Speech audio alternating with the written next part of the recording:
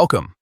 In today's quick guide, I'll show you exactly how to enable stickers and emoji on Telegram web on your PC, especially after the latest update where some settings have been moved around.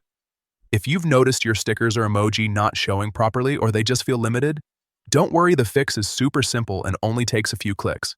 First, open your browser and go to Telegram web. Log into your account if you haven't already. Once you're inside your chats, look at the top left corner of the screen. You'll see 3 horizontal lines. That's the main menu.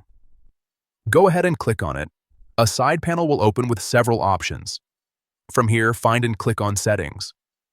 This is where Telegram keeps all the customization and performance options. Inside Settings, scroll a little until you see something called Animations and Performance. Click on that to open it. Now, this is the important part. In this section, you'll find options related to how Telegram displays animated content.